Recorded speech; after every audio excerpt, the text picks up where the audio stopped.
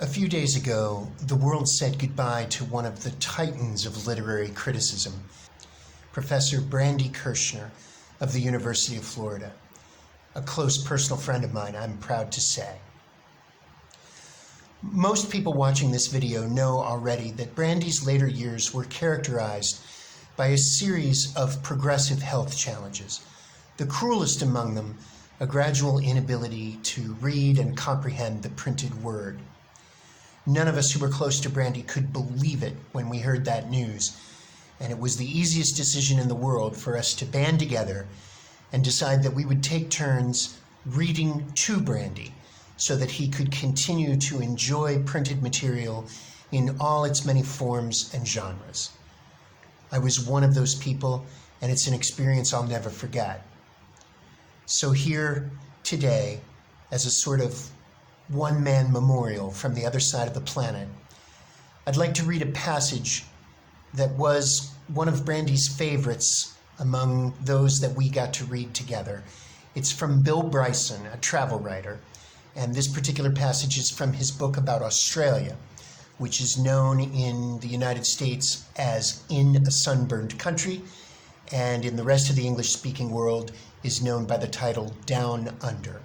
In this passage, Bryson is traveling by car from Canberra to Adelaide, which is a pretty challenging trip in terms of its visual stimulus, even by Australian standards. The Sturt Highway begins near Wagga Wagga, 100 miles or so west of Canberra, and crosses broad, flat, dust-brown sheep country known as the Riverina, an area of plains cut by the fidgety meanderings of the Murrumbidgee River. It provides a perfect demonstration in 3 dimensions of just how swiftly you can be in the middle of nowhere in Australia. One minute, I was in a comely world of paddocks, meadows, and pale green hills, with little country towns scattered at reliably accommodating intervals.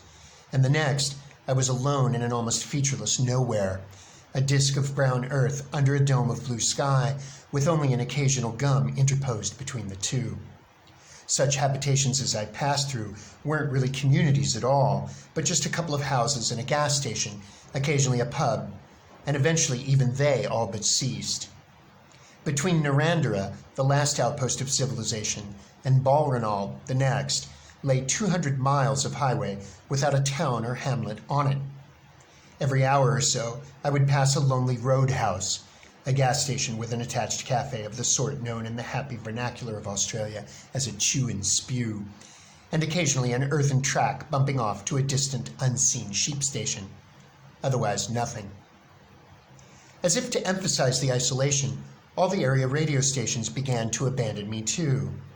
One by one, their signals faltered, and all those smoky voices, so integral to Australian airwaves, Vic Damone, Mel Torme, Frank Sinatra at the mindless height of his doobie-doo phase, faded away, as if being drawn by some heavy gravity back into the hole from which they had escaped.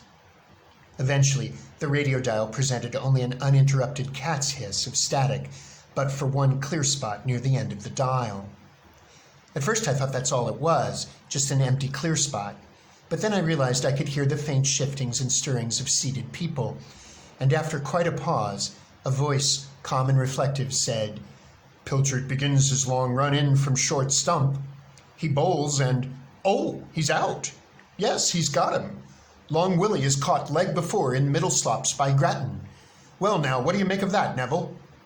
"That's definitely one for the books, Bruce. I don't think I've seen offside, medium-slow, fast-paced bowling to match it since Baden-Powell took Rangachanga-Banga for a maiden ovary at Bangalore in '48. I had stumbled into the surreal and rewarding world of cricket on the radio. After years of patient study, and with cricket there can be no other kind, I've decided there's nothing wrong with the game that the introduction of golf carts wouldn't fix in a hurry. It is not true that the English invented cricket as a way of making all other human endeavors look interesting and lively, and that was merely an unintended side effect. I don't wish to denigrate a sport that is enjoyed by millions, some of them even awake and facing the right way, but it is an odd game. It is the only sport that incorporates meal breaks. It is the only sport that shares its name with an insect. It is the only sport in which spectators burn as many calories as players, more if they're moderately restless. It is the only competitive activity of any type, other than perhaps baking, in which you can dress in white from head to toe and be as clean at the end of the day as you were at the beginning. Imagine a form of baseball in which the pitcher, after each delivery, collects the ball from the catcher and walks slowly with it all the way to center field. And there, after a minute's pause to collect himself, he turns and runs full tilt toward the pitcher's mound before hurling the ball at the ankles of a man who stands before him in a riding hat, heavy gloves of the sort used to handle radioactive isotopes, and a mattress strapped to each leg. Imagine, moreover, that if this batsman fails to hit the ball in a way that heartens him sufficiently to try to waddle 40 feet with mattresses strapped to his legs, he is under no formal compunction to run. He may stand there all day, and, as a rule, does. If, by some miracle, he's coaxed into making a misstroke that leads to his being put out, all the fielders throw up their arms in triumph and have a hug. Then tea is called, and everyone retires happily to a distant pavilion to fortify for the next siege. Now imagine that all this has gone on for so long that by the time the match concludes, autumn has crept in and all your library books are overdue. There you have cricket. But it must be said there is something incomparably soothing about cricket on the radio. It has much the same virtues as baseball on the radio: an unhurried pace, a comforting devotion to abstruse statistics and historical rumination, exhilarating micro-moments of real action, but stretched across many more hours and with a lushness of terminology and restful elegance of expression that even baseball can't match. Listening to cricket on the radio is like listening to two men sitting in a rowboat on a large placid lake on a day when the fish aren't biting. It's like having a nap without losing consciousness. It actually helps not to know quite what's going on. In such a rarefied world of contentment and inactivity, comprehension would become a distraction. "So here comes Stovepipe to bowl on this glorious summer's afternoon at the Melbourne Cricket Ground," one of the commentators was saying now. "I wonder if he'll chance an offside dropped scone here, or go for the quick leg over.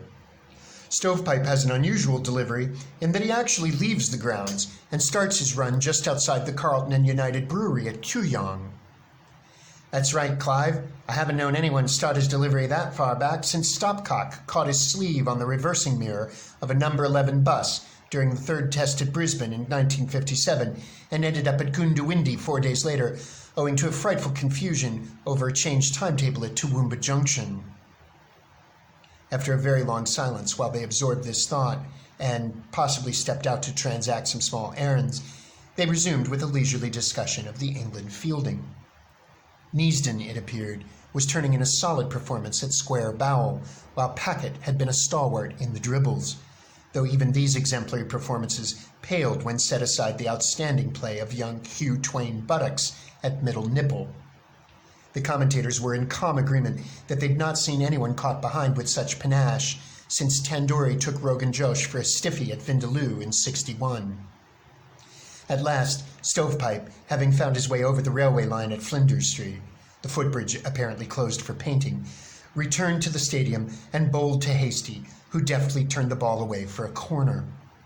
This was repeated 4 times over the next 2 hours, and then one of the commentators pronounced, "And so, as we break for second luncheon, and with 11,200 balls remaining, Australia are 962 for 2 not half, and England are 4 for a duck and hoping for rain."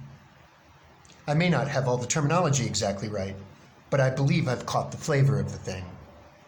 The upshot was that Australia was giving England a good thumping. But then Australia pretty generally does. In fact, Australia pretty generally beats most people at most things. Truly never has there been a more sporting nation. At the 1996 Olympics in Atlanta, to take just one random but illustrative example, Australia, the 52nd largest nation in the world, brought home more medals than all but 4 other countries, all of them much larger. The countries, not the medals. Measured by population, its performance was streaks ahead of anyone else. Australians won 3.78 medals per million of population, a rate more than 2.5 times better than the next best performer, Germany, and almost 5 times the rate of the United States. Moreover, Australia's medal-winning tally was distributed across a range of sports, 14, matched by only one other nation, the United States. Hardly a sport exists at which the Australians do not excel. Did you know there are even 40 Australians playing baseball at the professional level in the US, including 5 in the major leagues, and Australians don't even play baseball, at least not in any particularly devoted manner. They do all this on the world stage and play their own games as well, notably a very popular form of loosely contained mayhem called Australian rules football. It is a wonder in such vigorous and active society that there is anyone left to form an audience. No, the mystery of cricket is not that Australians play it well, but that they play it at all. It has always seemed to me a game much too restrained for the rough and tumble Australian temperament. Australians much prefer games in which brawny men in scanty clothing bloody each other's noses. I'm quite certain that if the rest of the world vanished overnight and the development of cricket was left in Australian hands, within a generation the players would be wearing shorts and using the bats to hit each other. And the thing is, it would be a much better game for it.